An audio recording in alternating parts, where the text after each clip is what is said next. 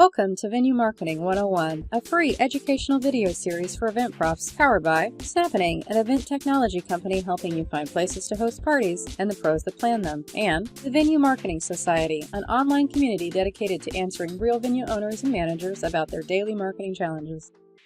Well, hi there. I'm your host, Crystal Grave, the founder, president, and CEO of Snappening, and I'm also the author of the industry's ultimate guide to venue marketing, How to Market an Event Venue, a free downloadable guide to marketing venues from scratch with more than 300 pages of useful tips, ideas, stories, and real-life examples to immediately supercharge any venue's marketing plan. Feel free to connect with me on Twitter and a host of other places if you'd like. I'd love to hear from you. Hey everybody, we're back again this week with our Venue Marketing 101 video series. Just in case you missed episode 1, I want to suggest you give that a quick listen first and then catch up to any of these future episodes. Episode 1 really sets the tone for our discussions about venue discoverability. It helps define the venue discoverability model, and it highlights the 5 steps we're going to showcase over the course of a year with each episode in the series. In other words, episode 1 really helps all these other episodes make a lot more sense. You don't need to watch them all in order to get something out of them, but doing so may help some viewers plan their marketing strategies a little better. And we'd be doing you no favors if we didn't make a video series with something extra in the value department, right? Something you can use right now and see immediate results. That's where our individual episodes featuring more than 50 solid venue marketing ideas come into play. Each video gives you a few nuggets of solid marketing advice that's been tailored specifically for venue owners and managers. Some little aha or oh right idea that you can easily incorporate into your daily routine. So please feel free to join us weekly right here on our YouTube channel as we explore this topic all year long and add value to your week. Hey everyone, today's episode is episode number 3. It's all about saying thanks and really meaning it.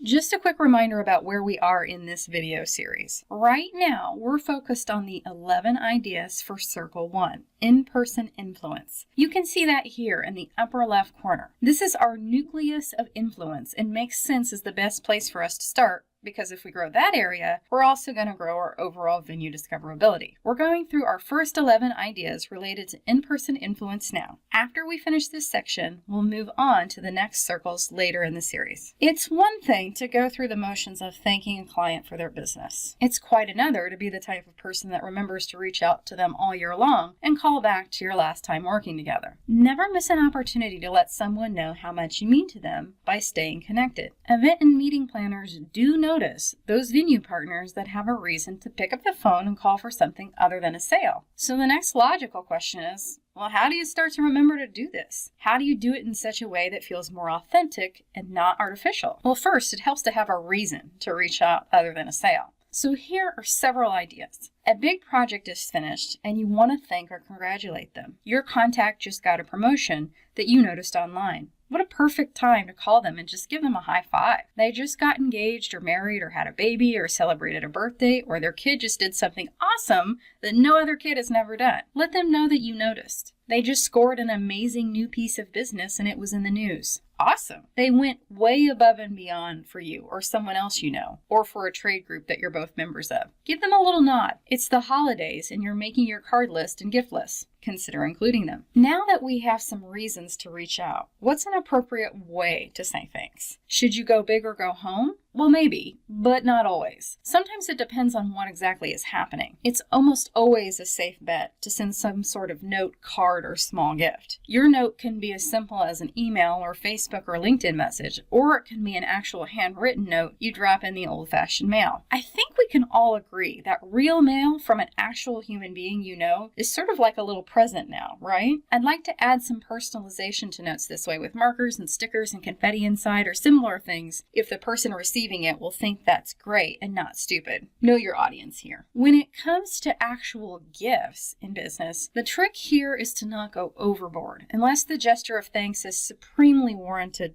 to be large too. So basically, think of a simple matching principle. Sometimes gifts that are too valuable can be perceived as bribes. So you want to be mindful of this too, especially across cultures. Here's my philosophy. Little gestures for little nods can easily be under $10.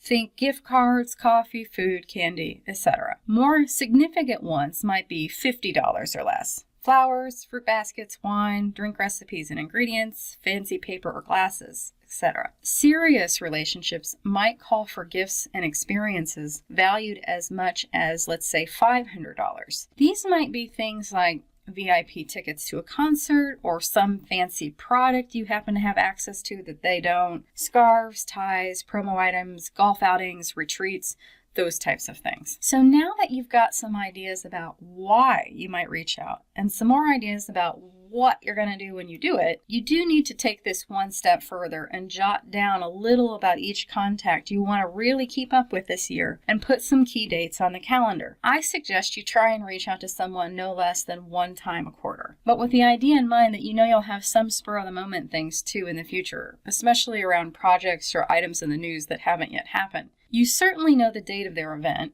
and also can perhaps learn the date of their birthday as a starting point. You'll also know too if you need to start making a holiday card and gift list now. We'll talk about some other ideas later in the series too that will help jog your memory all year long so it's less daunting. Now that you have a better idea about how to say thanks and mean it all year long, I welcome you to join us for next week's video. We're going to talk more about how to support your clients instead of just selling to them. When everyone is supported, everyone wins. We'll talk about how. If you've enjoyed this video and thought to yourself, you know what, it would be mighty handy to have some more content like this and some people to talk to on a regular basis about my venue and somewhere to ask questions right as I think of them, well then, I have just the place for you. Pop on over to Facebook and visit facebook.com/groups, Venue Marketing Society, no spaces, and connect with us now. We have daily prompts about venue marketing ideas, real challenges people are facing, and other cool things we're finding online. We've also included a link to our group down in the video description here on YouTube to save you a step. I've also mentioned our free downloadable ebook a couple of times in the video, and in case you'd like more learning like this, but want to take it at your own pace and snag a copy of your own, you can grab this link and get the book down in the summary for the video, or you can head over to the blog post mentioned on the screen. Just complete the download form on the blog and poof, you're all set. You'll also receive more exclusive content when you sign up for the ebook that will help you with your learning over the next several weeks. We'd love to socialize with you. Join us online in any of the channels you see here. It'll be great to chat with you. The Venue Marketing 101 video series is created, produced, and licensed by Snappening. We extend our thanks to our production team and the artists who have helped contribute to the work showcased in this video. That's all for today's episode. We look forward to having you join us for the next one right here on our YouTube channel. Your likes and comments on this video help guide our team's future content roadmap, so share the love below if we're helping you in your venue marketing journey, and let us know how we could help you even more in the future. If you'd like to be notified about episodes as soon as they're released, consider subscribing to our YouTube channel at www.youtube.com/snappening.